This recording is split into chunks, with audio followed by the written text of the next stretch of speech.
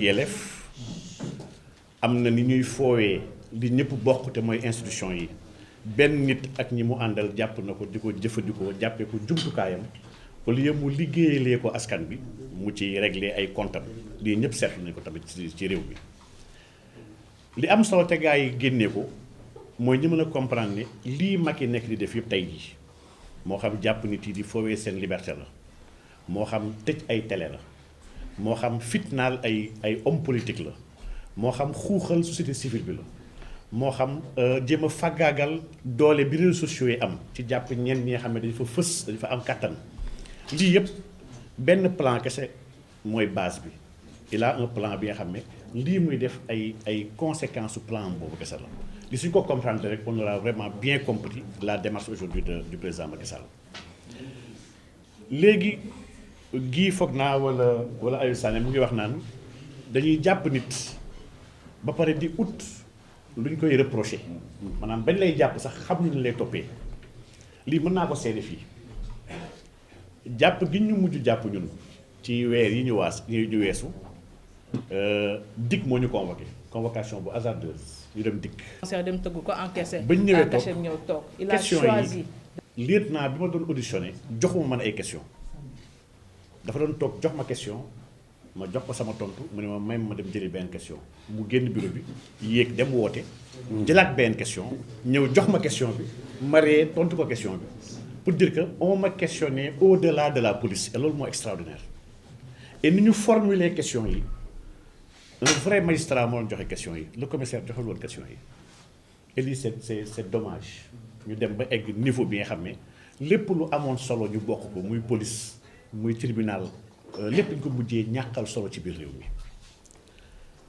mënuma ñàkk ñëw ci ki nga xam ne tey sax moo ñu dajale muy Hannibal waaye pour ñëpp sax déjà man tam moo ko woowee Hannibal. dama koy woowee Hannibal bul tekki sa bagage parce que ñun kaso. Hannibal dañ naan la ñuy woo Guy Marius fële ca Canada ndax Hannibal baat bi phénicien la buy tekki ki nga xam ne dafa am teraanga yàlla bu ñuy wax Baal c'était un dieu phénicien man nag Hannibal laa koy woowee ndax nit ku baax la. pour ma fàttali Sénégal cagnotte bee ñu mujjee woon def jamono imam Alioune Badara Ndao bu feebaree ñu amoon yéene ak xalaatu génnee ko Sénégal faj ko kii dajale ñu fay tey muy Hannibal moo taxawaloon cagnotte boobu moo sonnoon pour ñu dajale xaalis jéem a yóbbu imam Alioune Badara Ndao faj ko mu jaral ko mu bàyyi liggéeyam bés boobu jour ouvrable la woon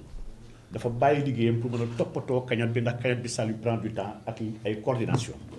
c'est juste montrer rek ban nit la ñuy waxtaanee tey ci générosité am ci attention ak ci bëgg taxawu doomu aadama taxaw boobu mu taxaw imam Alioune Badara Ndao lu fort la li nga xam ne waa kër imam duñu daj di ko ñaal ba tey ji kooku la Macky Sall jàpp tey kooku la ñu jàpp ci benn ci am ci sans preuve di ut ay preuve ba bés bi ñu ko jàppee biir police ñu ngi ut ba tey ay preuve du lañ ko war a toppee may ñaax nag ndax wax dëgg yàlla l'essentiel a été dit mais man damay ñaax nitu diine yi fii ci réew mi ñi nga xam ne ñu ngi tënku di woo Sénégalais yëpp ñu daje fa di woo Sénégalais yëpp nag di leen wax ni réew dafa am léeg-léeg bi ñu fa tolloo diine moo ñuy interpellé ñun chaque fois ma fàttali ne diine l'islam diine bu révolutionnaire ñun dañoo gëm l'islam est une révolution permanente chaque instant elle a des défis qui l'interpellent elle a des réponses claires yi nga xam ne moom la koy jox yonent bi sallallahu alayhi wasallam dafa am lu mu jàngaroon jullit yi dafa ne woon képp ci yéen ku gis li nga xam ne du yoon na jóg jéem ko soppi na ko def ci loxoom maanaam na jëf pour que ça change su jëfee changé wul na ci wax pour mu soppeeku bu jëfee ba pare wax soppeekuwul nen na ko mettit lu xam ne loolu mooy le plus mooy moindre degré ci biir iman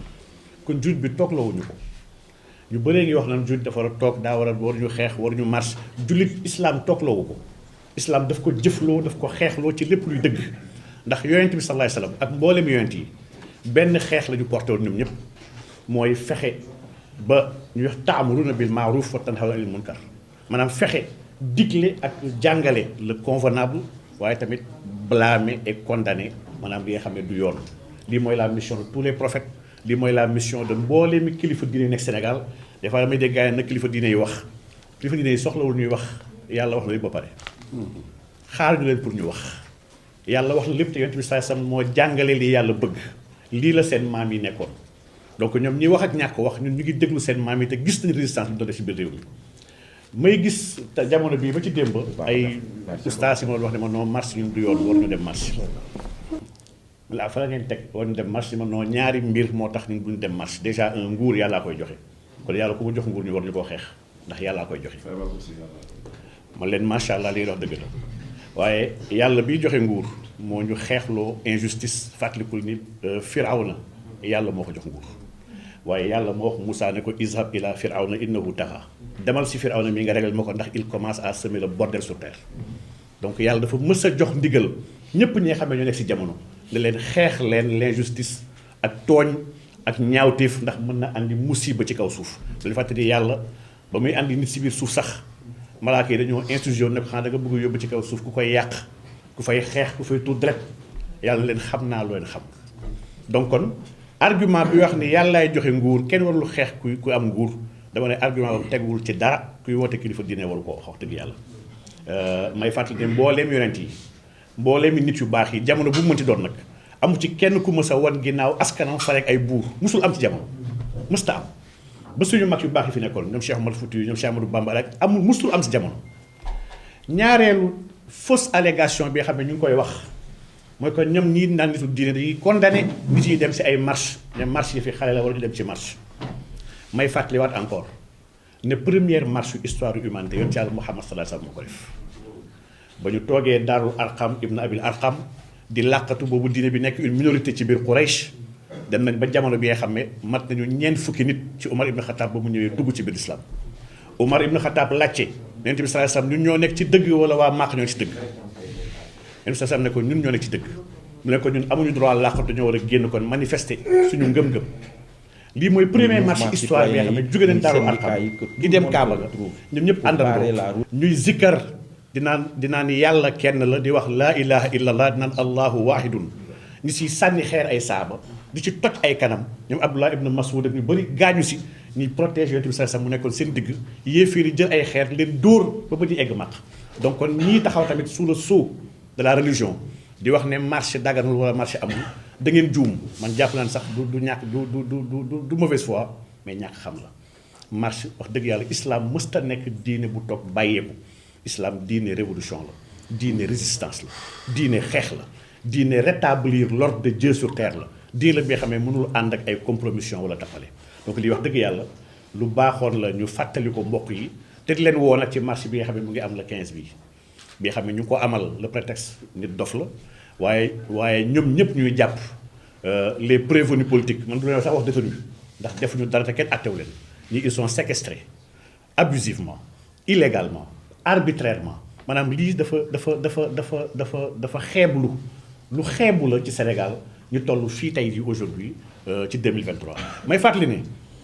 dëkk yu am solo yoo xam ne ñoom ñu ngi wax waxu démocratie ñoom dëkk yooyu ñoom ñu ngi toog aujourd'hui am sax ay loi sur les lanceurs d'alerte la République essaie de protéger ceux ñi nga xam ne ñu ngi xeex di sonn pour joxe de la bonne information sans contrepartie pour yëgal opinion afin de préserver l'intérêt général maanaam loi bi wax la loi sur les lanceurs d'alerte dans tous les pays yi woowee démocratie dafa am fi Sénégal képp ku lancé alerte wala ngay fësal wala feeñal li nga xam ne ñoom ñu ngi koy nëbb ñoom saay-saay yi lépp jàpp nañ la tëj moo waral ñoom Boubacar ñëpp ñoom Guy Marius ñun ñii ñëpp dañuy wax diffusion de fausses nouvelles tappale sosal la jàpp la tëj la donc kon wax dëgg yàlla Sénégal fi mu toll aujourd'hui dafa nekk si benn célébé yoon bi nga xam ne fii lay jaaree jag ba faw wala mu jaaree fii ndërmeelu ba faw di nag taxawaay la laaj taxawaay boobu nag dañ ci war a jiital suñu borom xool suñu àqulaay taala xool ban Sénégal la ñu bëgg jox suñu ay doom ak suñu ay sët ndax Sénégalu des personnes couchées ay personnes yi nga xam ne mosuñoo xeex pour dëgg dañoo bàyyeekoon toppatoo seen bopp ndax ñun ñuy toog fi yëpp on peut le faire wax dëgg yàlla moo nañ toog ne dañuy toppatoo suñu bopp ak suñu famille am nañu liggéey am nañu ay njaboot gars yi gënuñu tabja maanaam gënuñu occupé on a des choses à faire waaye dañoo xam ne jamono bu ne am na wareef bu ñu war yàlla am na lu ñu teg même sa sam jàngale woon sax ne man lam yaxtam bi amril muslimina falaysa minhum képp ki nga xam ne mbiri sa mbokk yi ñi gëm ñi muy jullit ñi muy musulman di chrétien seen ay problème bu la interpellé wul c'est parce que bokkoo si ñu gëm ñi donc ñun nag bëgguñu ñàkk bokk si ñu gëm dañoo bëgg taxaw di xeex pour dëgg ndax yàlla mooy dëgg yàlla mooy xaq donc munoo ñàkk xeexal dëgg te dëgg nag mënul nekk ñaar am na fu ñuy toll ci biir dëkk il faut kenn ku nekk affirmer sa situation et sa position ñun nag on comprend am na fi ñu bëri.